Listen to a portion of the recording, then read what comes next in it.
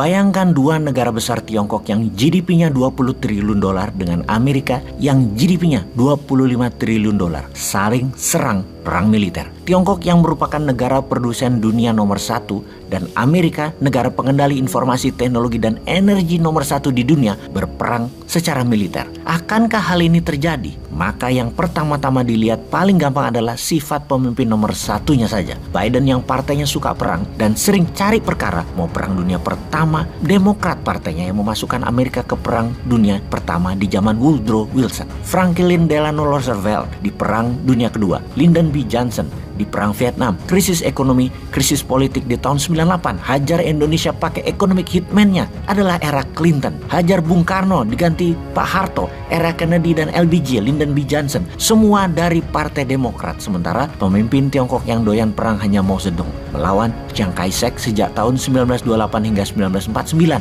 perang saudara mereka pada saat itu. Deng Xiaoping tidak. Dia bapak ekonominya Tiongkok. Begitu juga Jiang Zemin hingga Hu Jintao. Semua pembangun ekonomi. Kalau Xi Jinping bagaimana? Xi Jinping terbukti agresif menyerang Uighur, memberantas lawan politik atas nama korupsi, kemudian serang India di Lembah Galwan dan memprovok Taiwan. Xi Jinping dengan Belt Road Initiative adalah rencana penaklukan ekonomi negara lain yang saat ini Tiongkok mempercepat pembangunan angkatan perang dalam 8 tahun ini untuk menjadi angkatan perang terbaik nomor 1 di dunia. Anggaran militer Amerika adalah 800 billion dolar per tahun. Bayangkan APBN Indonesia hanya 180 billion dolar. Kementerian Pertahanan Amerika budgetnya 4 kali lebih besar dari hajat hidup 280 juta warga Indonesia. Anggaran militer Tiongkok sekitar 230 billion dolar, yang mana di dalam pidato penyambutan dalam pembukaan di rapat Partai Komunis Tiongkok kemarin, Xi Jinping mengatakan akan menaikkan anggaran militer tersebut agar bisa menang mengambil Taiwan. Dan ini sebuah perkataan yang sangat agresif yang oleh pengamat militer dunia diperkirakan dengan anggaran dinaikkan setiap tahunnya, maka di tahun 2024 Tiongkok sangat siap untuk ambil Taiwan secara militer. Bahkan 6 tahun dari sekarang kekuatan militer Tiongkok sama dengan Amerika. Karena itu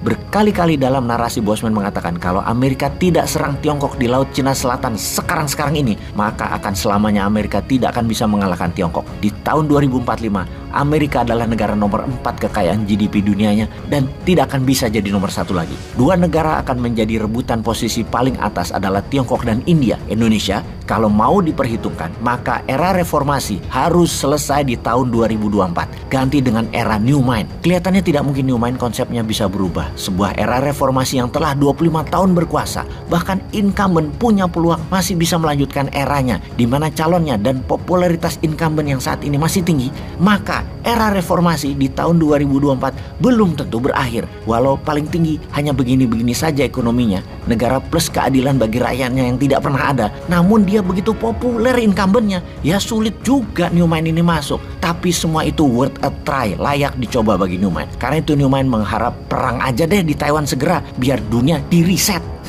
Kita lihat peluang perang di Taiwan sekarang. Ini bukan perkataan Bosman, namun Antony Blinken yang mengatakan. State Secretary-nya Amerika atau komando ketiga pemimpin tertinggi Amerika dalam chain of command-nya Amerika yang mengatakan bahwa Tiongkok akan mempercepat aneksasi penggabungan Taiwan dalam satu Cina. Kalimat Blinken tepatnya adalah Tiongkok saat ini menggunakan cara damai mengambil Taiwan segera. Jika cara damai tidak berhasil, maka akan dilakukan dengan cara menekan dan ancaman. Ancaman ekonomi tentunya di awal.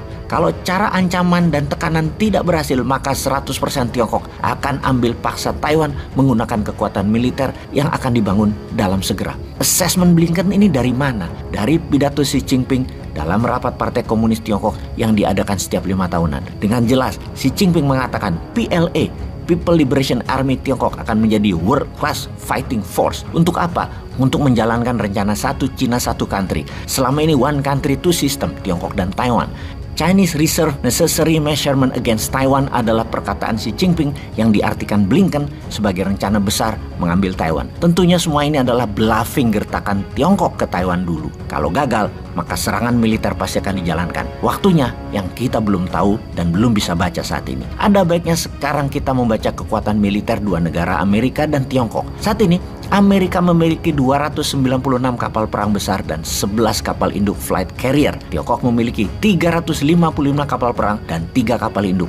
dan sedang membangun 4 buah lagi. Ada lagi yang menghitung kekuatan militer Amerika terbaik adalah di era tahun 80-90-an, di mana jika dibandingkan kekuatan tersebut, pesawat tempur, bomber, kemampuan pilot, serta amunisi tentara Amerika itu menurun kekuatannya 30% saat ini jika dibandingkan dengan tahun 80 dan 90-an. Sementara Tiongkok saat ini adalah kekuatan militer yang tertinggi sepanjang masa. Walau kalah dari Amerika, namun perang di Taiwan adalah perang naval war bagi Amerika. Namun bagi Tiongkok, perang darat, laut, udara. Karena jaraknya hanya 200 km selat Taiwan yang memisahkan Taiwan dari daratan Tiongkok, lebih mudah Tiongkok memenangkannya. Lalu bagi Indonesia bagaimana? Di tahun resesi, di tahun inflasi, di tahun harga-harga tinggi dan semakin mahal, ditambah perang semakin mendekat, apa rencana membuat Indonesia untuk menjadi negara nomor 1 di dunia di atas Tiongkok, di atas India, di atas Amerika di tahun 2045? Mana? Masa hanya opsinya perpanjangan jabatan atau ganti presiden doang sih?